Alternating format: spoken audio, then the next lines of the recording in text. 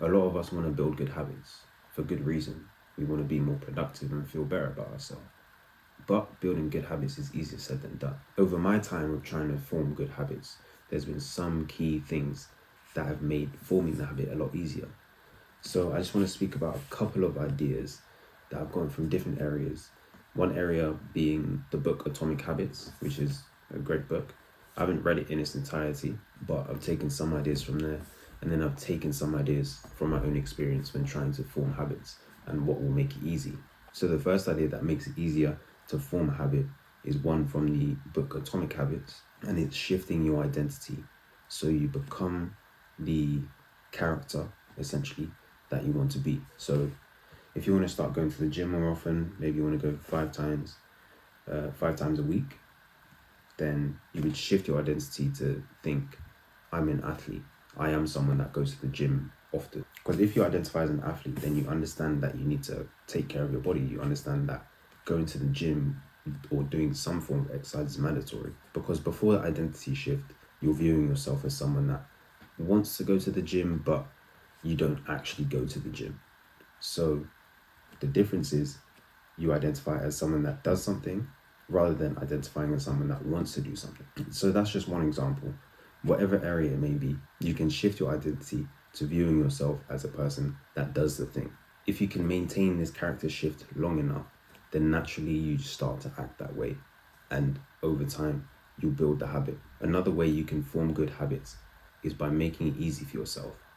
And what I mean by this is, if you have a specific task that you want to do, then you have to set up your environment to make it easy for you to be able to complete that task. So let's stick with the gym. To make it easy for yourself, it may be having your shoes ready by the door, having your gym clothes laid out for you, setting an exact time of when you're going to go to the gym. So you've made it easy for yourself. I'm going to do this at this time. I have this all ready for me. I'm going to go to the gym at this time. I'm going to do this workout. You've made it easy for yourself. You've taken out the guesswork of thinking, oh, what should I wear? Oh, I need time to find my shoes, find my clothes, whatever it is. You're removing all the thinking. The thinking is where the resistance comes from. When we give ourselves time to think, that's where we meet resistance. Thinking, oh, you know what? It's kind of cold. Should I go? Maybe I should just do it tomorrow. No, you just have to remove all thinking. Make it easy for yourself. Everything's already prepared. All you have to do is follow through with what you said you were going to do and just go. Another way we can make things easy for ourselves is by making the tasks we set ourselves small. So say your room's messy and there's a pile of clothes on the floor.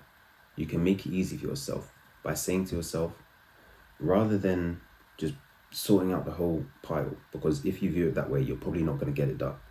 So say to yourself, each day I'm going to pick up one piece of clothing and put it in my drawer or put it in the wash or whatever. By doing things one at a time, we've made it easy for ourselves. Because when we give ourselves a large task, we're giving our brain room to procrastinate.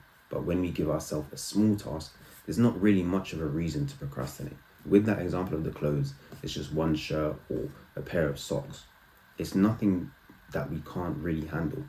But if it becomes the whole pile of laundry, then our brain's like, oh, this is so much work.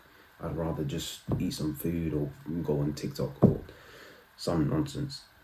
So remember to keep the task small.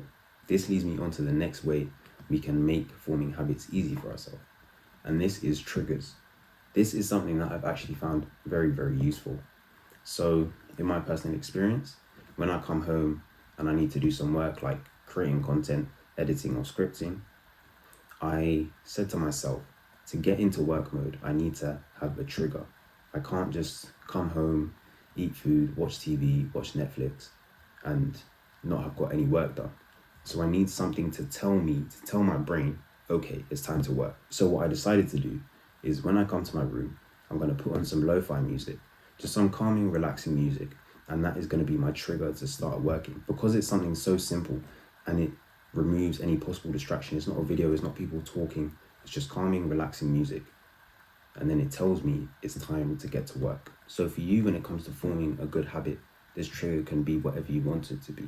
If you want to form the habit of going to the gym, It may be listening to a song that gets you in the mood, that gets you hyped, ready to work out, ready to go for a run, whatever it may be, as long as it triggers you to do the action that you want to do.